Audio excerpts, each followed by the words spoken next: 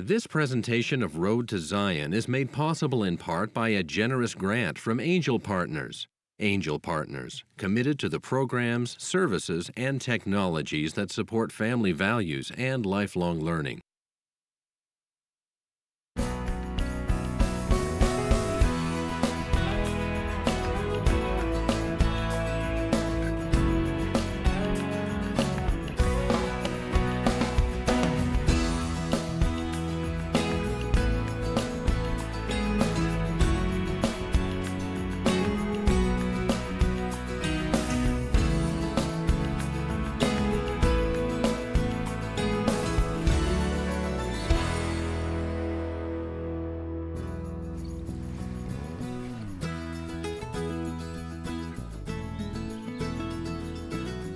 Nauvoo, the city beautiful. It's hard to imagine how much actually happened over the few years the saints lived here. Their time here began with hope and expectation and ended in tragedy and flight. Seeing for yourself all that the saints were able to create here in Nauvoo and then eventually have to leave behind can't help but move and inspire you.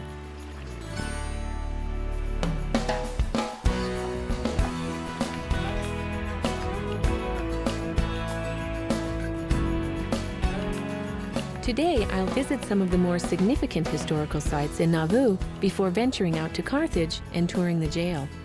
Then I'll head back into town to trace the process the saints took in bidding farewell to their prophet and city.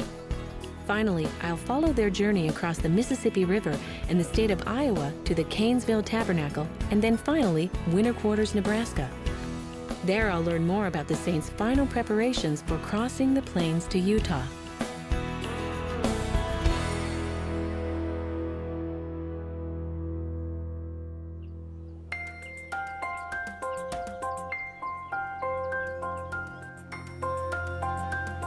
So, this is the Nauvoo house. Originally, it was meant to be a 4-story hotel used to house immigrants and other saints arriving in Nauvoo. In fact, Joseph Smith considered the construction of this building almost as urgent as the construction of the Nauvoo temple. But the work progressed slowly and eventually ground to a halt. So in 1869, Louis Bideman, Emma's second husband, finished a part of the building and turned it into a home and boarding house. Today, the building is a hostel, living up to the spirit for which it was intended. It's owned and operated by the Community of Christ Church, and for just $15 a night, you can rent a bed in the heart of Old Nauvoo.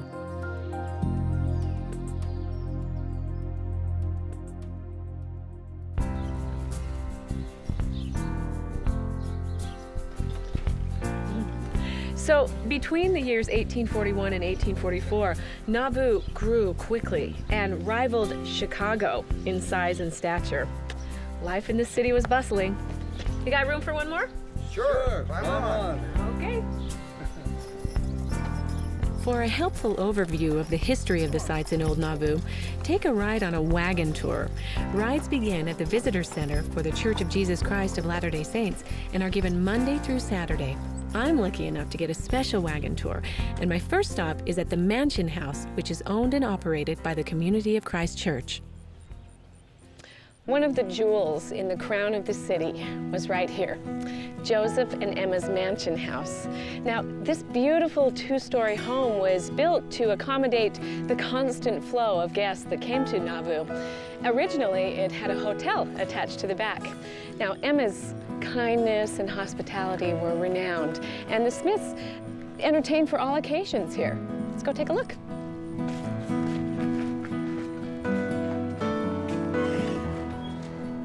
Hi. Hi there.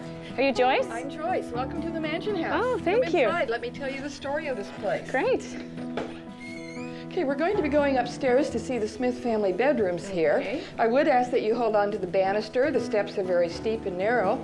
And this is an original banister, so can't you just imagine those 3 boys sliding down the banister at some point? Sure, I would. Okay, we're going to be going into Joseph and Emma's room now. When they gave up the front 2 bedrooms for hotel guests, then they moved into this back bedroom here. Now there's a couple of pieces of furniture we should point out here. Behind us is a dresser, and that's one that Emma went to St. Louis and purchased and came back. So the other piece of furniture that belonged to the Smith family is this blanket chest over here. And that's a very significant piece of furniture because in the bottom of that is a secret compartment. And it was in that secret compartment that Emma kept important papers of the church, most notably Joseph's manuscript of his new translation of the Bible. We'll go on downstairs then and finish down there. Okay. Okay, let's take a look in the parlors here then. This would be the ladies' parlor, or Emma's parlor. This is where she would have entertained many visitors and friends. Emma was a very active person, not only in her family life, but in the life of the church and the life of the community. Notice particularly the two pictures above the mantel there. They are probably the best likeness that we have of Joseph and Emma. Do not know who painted them, unfortunately. He would be famous, I'm sure, because these are probably the pictures that are used most commonly also. And then we'll go across the hall and look into the men's parlor. Okay. Oh, they had a women's and a men's Yes, parlor. yes, segregation back in those days. Okay, this would have been Joseph's office when it was the private family dwelling, and then once they opened up the hotel wing, this became the office for the hotel. One of the significant things that we think probably happened in this room is this is where Joseph announced his candidacy for the President of the United States in 1844. Oh, interesting. And, you know, obviously that never came to any fruition because of his death, but this is the starting point for the official announcement of that. So, and now we'll just go down this hallway into the back porch. Okay. It really was a porch when it was a private dwelling, but when they added the hotel wing, they closed the porch off, and this wall then would not be here, and that would have been a hallway down there into the dining room, and that's where the bodies laid in state after they were brought back and everything, and about 10,000 people came to pay their respects. Now the model here kind of shows you what the hotel wing would have looked like. We've been in the private family dwelling here. This was Emma and Joseph's room, the children's room, and the two front bedrooms that were given up to be for the hotel guests. And you've got 10 hotel rooms back there, plus some other rooms in the back there. Now, an interesting thing, back in those days, you did not rent a room, you rented a bed spot. And so, you know, however large the bed was, it would be however many people could sleep in the bed. So you might wake up the next morning with somebody in bed with you that you didn't know who it was. So glad we're done with that. Yes, yes, I don't think I would like that at all.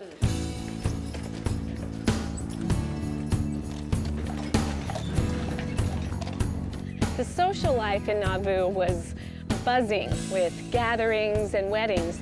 And to get their baked goods, their candies, jellies, and wedding cakes, they came here, the Scoville Bakery, just one of 4 bakeries here in Nauvoo. Built on its original foundation, the Scoville Bakery showcases a fascinating assortment of kitchen paraphernalia, including 2 bustle ovens used to bake breads, cakes, and cookies. There's a brass kettle for making confections of all kinds, and a collection of actual spices that were found during excavation of one of the homes in Nauvoo. You can even try one of their famous gingerbread cookies on your way out. I got my cookie.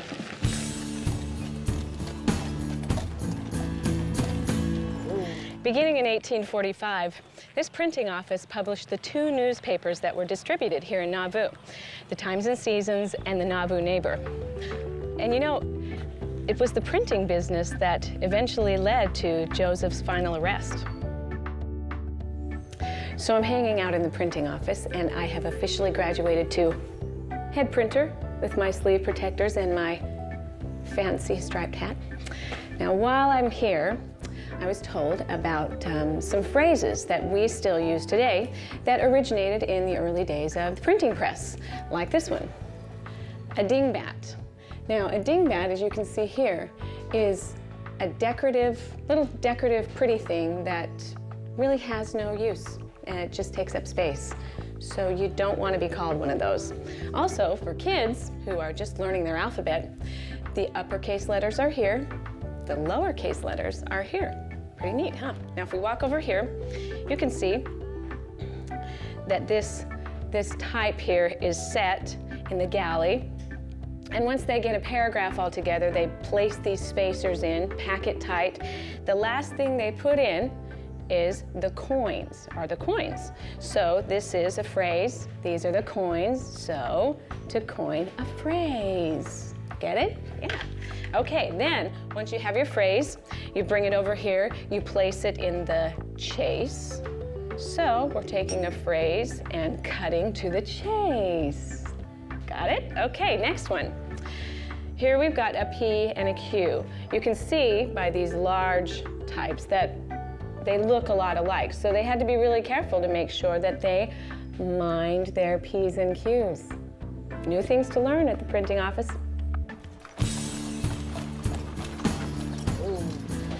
An important building in the late Nauvoo period was the 70s Hall.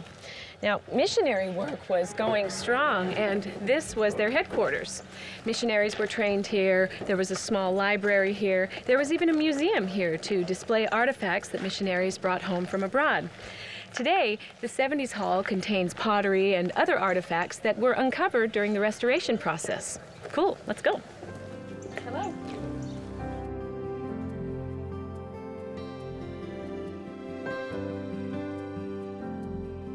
As a part of the dedication of the 70s Hall, Brigham Young asked the Lord that the truth and light of the everlasting gospel may shine forth from this place, and may all who enter within its doors be made to feel thy love and power.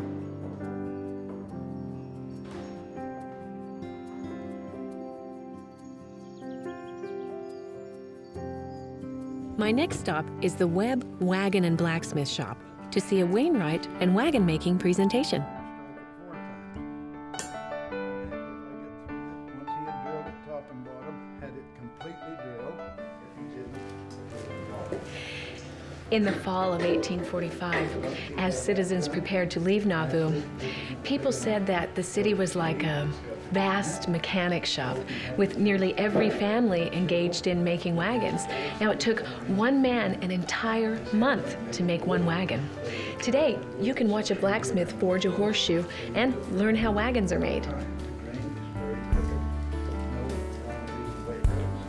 And to do that, the blacksmith has to know how to work. That's what we put that to be used, like what we have up here.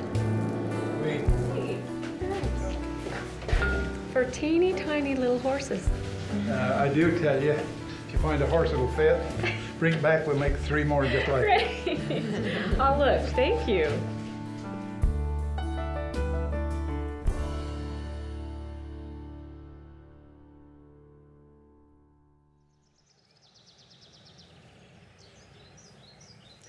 Brigham Young finished building this home in 1843. It became church headquarters after Joseph's death. It was also where Brigham planned the exodus to the west. Brigham Young wasn't able to enjoy this house for very long after completing it in 1843. Only 1 month after moving his family into the home, he left Nauvoo to serve a mission, and then was called away to serve a mission again the following year. It was while he was on that mission that he learned of the death of Joseph and Hiram.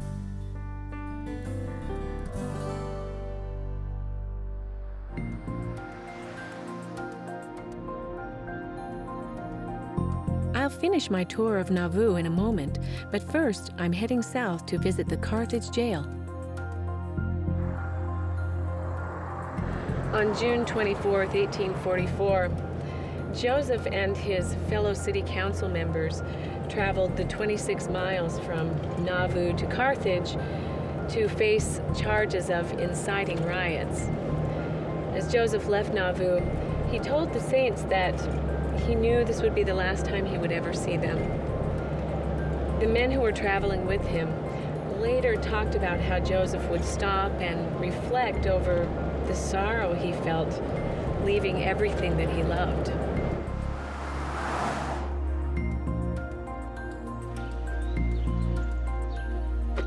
Today, the Carthage Jail has been restored to look as it did in June of 1844. A visit to the jail begins with a film presentation shown at the visitor center adjacent to the jail. Tours then proceed to the jailhouse itself and begin in the downstairs living quarters of the jail keeper. The tour then proceeds upstairs to the bleak prison cell.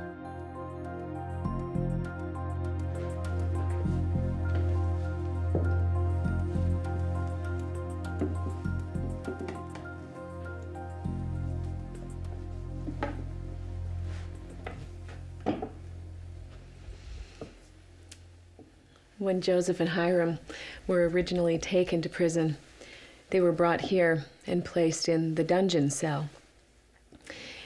8 men were allowed to remain with them for companionship. After about 2 hours, temperatures reached 120 degrees Fahrenheit, and the jailer, realizing that these men were no threat, allowed them to move downstairs to the debtor's cell, which was a little cooler in temperature. That night, before retiring, they had a little church service. They sang a hymn, read some scriptures, and then Joseph testified once again of the truthfulness of the Book of Mormon. The next morning, 3 of those men went back to Nauvoo. Now, Stigall, the jailer, realized that anyone loitering around the prison could easily take a shot at these men through the windows in that cell. So, realizing he needed to protect them, he allowed them to stay in his bedroom upstairs, which is just around the corner.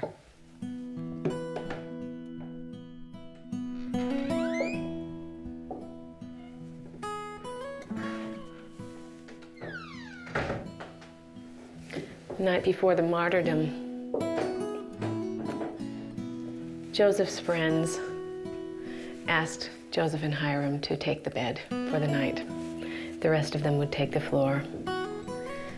At about midnight, a shot rang out from outdoors and startled the men, and Joseph then came down onto the floor, joining his colleagues there.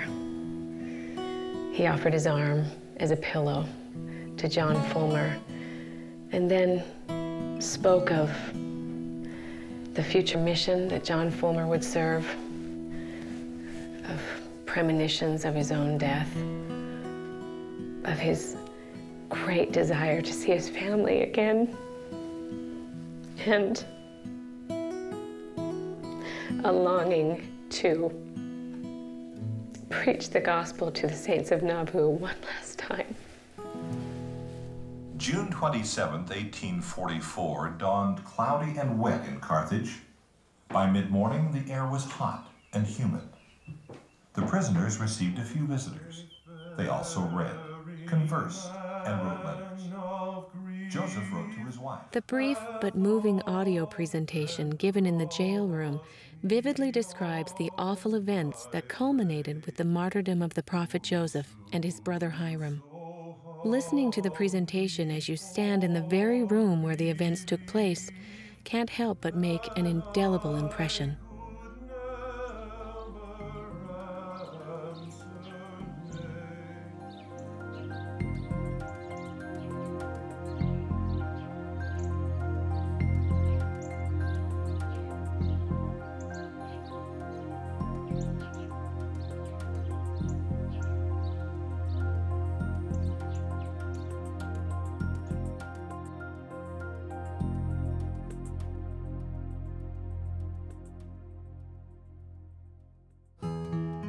Next, I'm headed back to Nauvoo to visit the Smith Family Cemetery, which is owned and operated by the Community of Christ Church.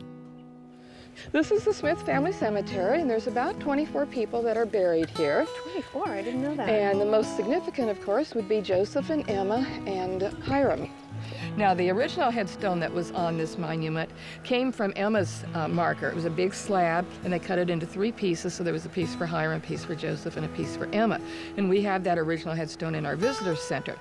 There is a plaque here that lists all the people that are buried in the cemetery. Most of them are Smith family members, and there are a few friends of the Smiths, the Giffords, who are also buried here. This actually isn't the original location where the bodies of Joseph and Hiram were buried. You see, after lying in state in the mansion house, Emma feared for the safety of the bodies and had them removed from their coffins and secretly buried under the unfinished foundation of the Nauvoo house. A year later, construction resumed on the Nauvoo house, so Emma had the bodies removed and reburied under the spring house next to the homestead. Finally, in 1928, the bodies were once again removed and interred in their final resting place, alongside Emma.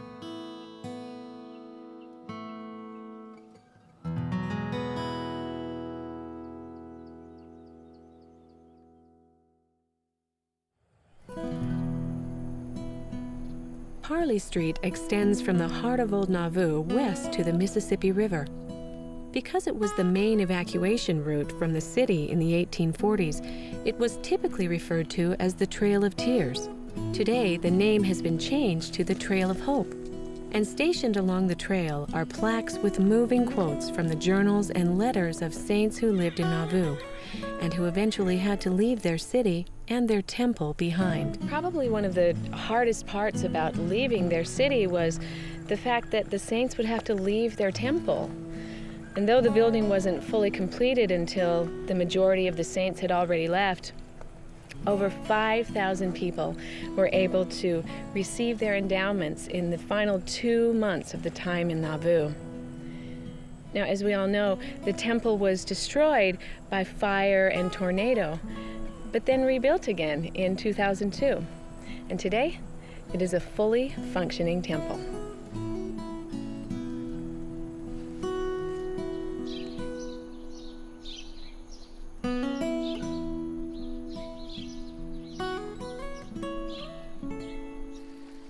As you finish your walk along Parley Street and approach the river, you'll see the Mississippi Barge, which is a replica of the type of boats that the saints used to cross the wide river. Seeing its sheer size helps you to imagine the amount of effort that went into the mass departure of the saints from the city. The first group to leave crossed the Mississippi on February 4th, 1846. And soon there were several hundred saints camped in temporary camps across the river in Iowa. Tomorrow I'll follow their path across the river and the state of Iowa to Council Bluffs. But first, if you get a chance, take a moment to stop and enjoy the beautiful sunset over the Mississippi.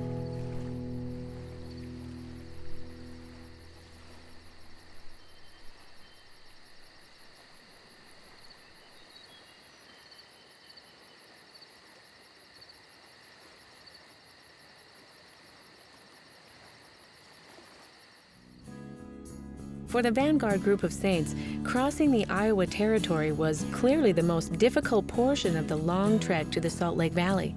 You see, the 300 miles that today can be covered in 6 hours took the saints over 4 months to cross.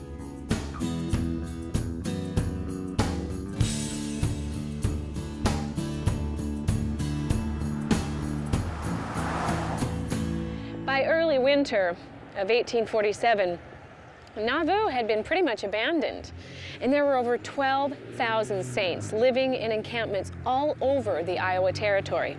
About 2,500 of those saints lived here in Canesville. Now, as they were preparing for their trek westward to the Salt Lake Valley, Brigham Young told the saints to build a tabernacle. It took them about 3 weeks to build, and it was very much like this replica here. Let's go check it out. Oh, FYI. Canesville is actually named after Thomas Kane, who wasn't a member of the church, but he was a dear friend of Brigham's and the saints. Just so you know. Probably the biggest significance of the Canesville Tabernacle for the saints who built it was that it provided them with a location to participate in the sustaining of Brigham Young as the second prophet and president of the church on December 27, 1847. Today, this place serves as a visitor center where you can learn more about the westward migration of the saints and the process of succession regarding prophets. And you can also see a very lifelike Brigham.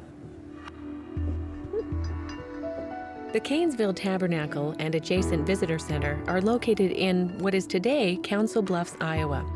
Tours begin with a brief film presentation in the visitor center and last about 30 minutes.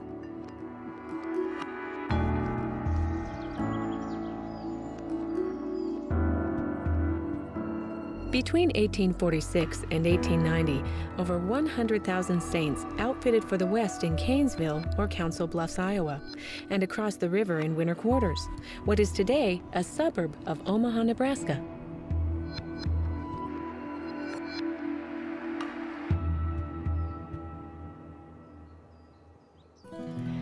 Definitely the largest of all of the temporary encampments that were built by the Saints on both sides of the Missouri River was winter quarters.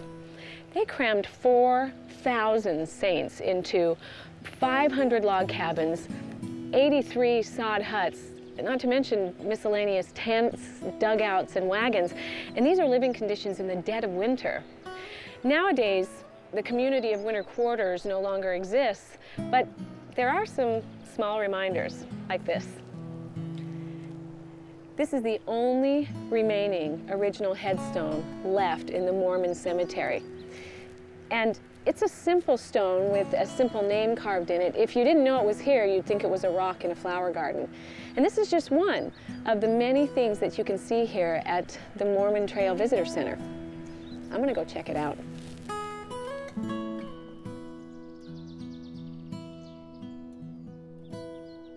The Mormon Trail Center is located directly across the street from the Mormon Pioneer Cemetery, where over 300 pioneers are buried in mostly unmarked graves. Touring the cemetery and trail center is both a moving and educational experience. Once you're in the center, you can learn in detail how saints were able to make do at winter quarters and prepare for the trek west. This is one of the few places I've actually been where you can actually go in. There are several activities for the young and young at heart that can give you a feeling of what it was like for the pioneers to look west. You can dress up in period costumes. Oh, let's try. Or feel what it's like to bunk down for the night in a replica of an ocean liner bed. Very tight and very cramped. Or even pull an actual handcart.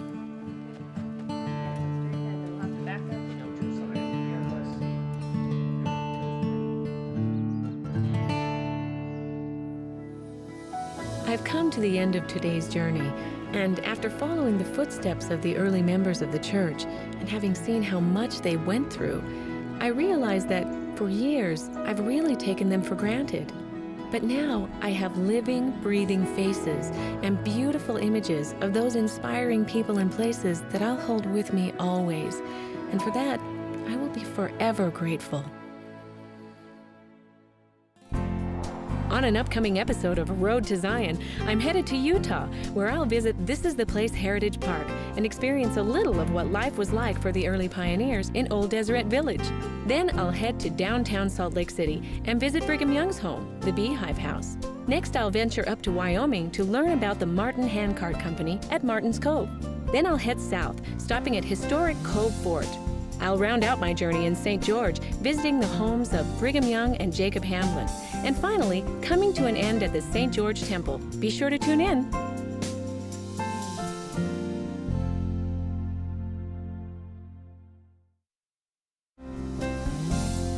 This presentation of Road to Zion is made possible in part by a generous grant from Angel Partners. Angel Partners, committed to the programs, services, and technologies that support family values and lifelong learning.